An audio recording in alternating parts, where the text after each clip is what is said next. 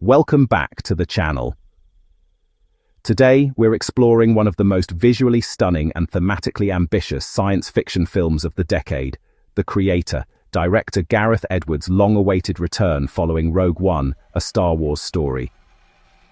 Set in a near future where artificial intelligence has sparked a global war, this $80 million indie-feeling epic proves you don't need Marvel money to create jaw-dropping spectacle. Starring John David Washington, Gemma Chan, Ken Watanabe, and introducing the remarkable Madeleine Yuna Voyles, the film asks profound questions about consciousness, family, and what it truly means to be human.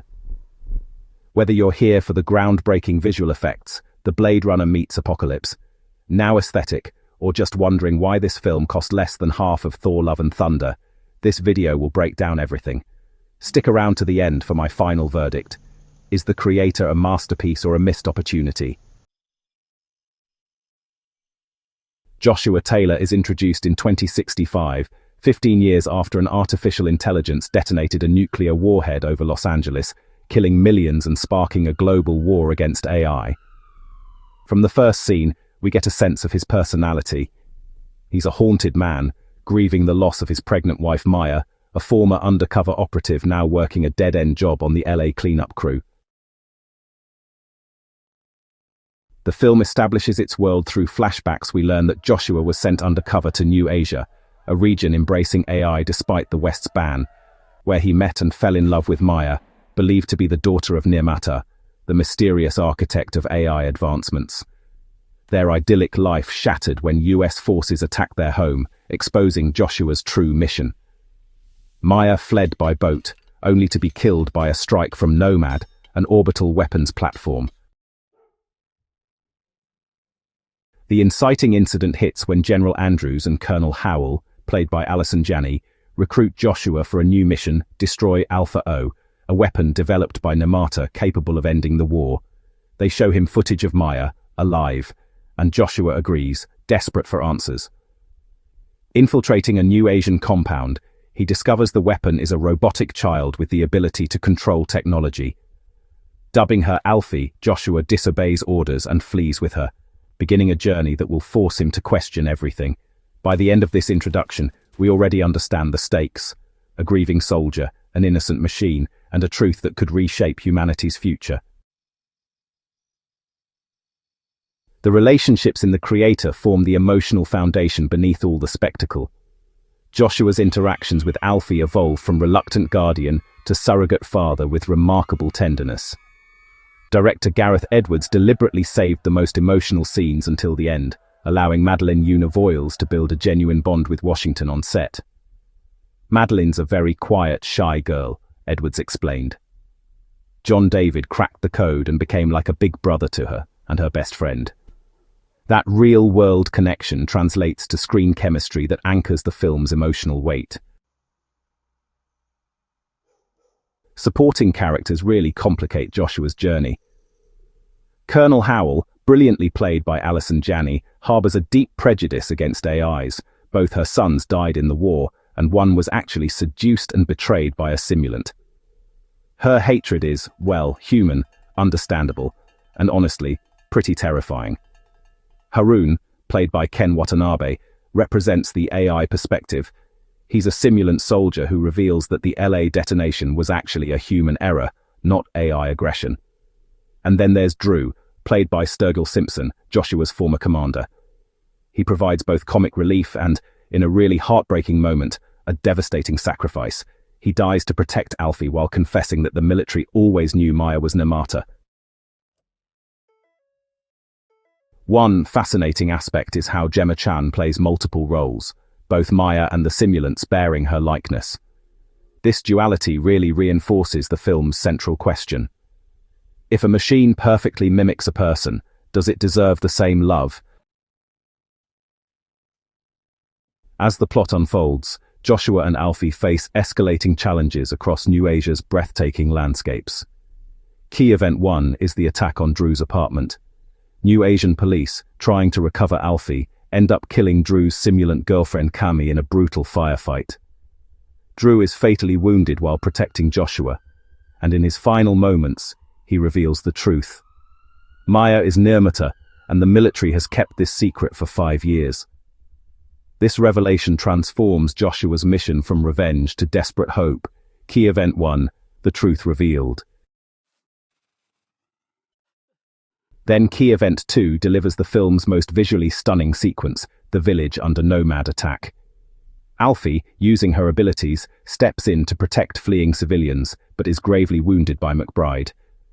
Joshua rushes her to a hidden temple where Maya lies in a coma, tended by simulant monks. Here, the film's emotional core really crystallizes. Alphie was modeled after Joshua and Maya's unborn daughter, her consciousness actually scanned in utero. Maya is stranded, unable to die because simulants cannot harm Nirmata. Key Event 2, the origin of Alphie. The filmmakers use pacing masterfully. Edwards shot on location across 8 countries: Thailand, Vietnam, Cambodia, Japan, Indonesia, and Nepal, using guerrilla filmmaking techniques with consumer Sony FX3 cameras. Long contemplative shots of misty mountains and ancient temples contrast with sudden bursts of orbital destruction. The lighting evolves deliberately. The first act's militaristic darkness gives way to increasingly vibrant colors as Joshua's connection to Alphie deepens. Watching Joshua grapple with the revelation that this child is literally his daughter, while his actual wife lies comatose, keeps us emotionally riveted. The creator isn't just about robots and war, it explores profound themes beneath its sci-fi surface. One of the most prominent is the nature of consciousness and what constitutes a soul. The film refuses easy answers, presenting AIs who pray at Buddhist temples, who love and sacrifice, who grieve their dead. When Alphie asks Cammy, "What do you want?" and receives, "For robots to be free" as an answer, we're forced to consider whether humanity's fear justifies genocide. Another theme, the cyclical nature of violence and prejudice, emerges through the film's 9/11 allegory. The LA nuclear detonation, a human error blamed on AI, sparked a war of extermination mirroring America's post-9/11 invasions. Colonel Howell's hatred stems from personal loss. General Andrews views AIs as threats to be eliminated. Yet Harun reveals that AIs only wish to coexist peacefully. The film asks whether we can ever break the cycle of fear-driven violence. The cinematography by Greg Fraser and Oren Sofer further enhances these ideas. Shot in the ultra-wide 2.76:1 aspect ratio to evoke classic epics like Ben-Hur, the visuals dwarf human characters against monumental landscapes. Edwards's guerrilla approach, filming real locations and adding sci-fi elements later, grounds the futuristic story in tangible reality. For instance, the floating villages of Thailand become AI refugee camps. Himalayan Buddhist temples house simulant monks. This visual authenticity reinforces the theme that humanity and AI might coexist if we choose understanding over fear. Hans Zimmer's score, initially nearly replaced by AI-generated music, provides the emotional through-line Edwards ultimately couldn't delegate to machines. Some fascinating details behind the creator make the experience even richer.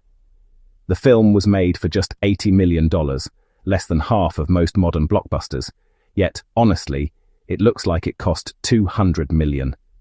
Edwards achieved this through guerrilla filmmaking, using consumer Sony FX3 cameras, shooting on location across 8 countries, and employing minimal crews. He convinced the studio to abandon green screens entirely, filming in real locations and adding sci-fi elements later with industrial light and magic. Edwards wrote the protagonist specifically for John David Washington after seeing his performance in Monsters and Men. The casting of Alphie involved an open search during the pandemic. Edwards saw hundreds of audition tapes before meeting Madeleine Yuna Voyles. "We were just trying not to cry," he recalled. "It was so emotional and brilliant." To confirm she wasn't a fluke, he invented an improvised scene, and she delivered something even more powerful. Fun trivia. Many background actors were locals from filming locations. In Nepal, villagers near a Buddhist temple shaved their heads to play robot monks, and they were absolutely thrilled to be in a Hollywood movie. The film's working title was True Love, a poetic choice considering its themes. And Edwards almost let AI compose the score, testing software that replicated Zimmer's style before ultimately hiring the man himself.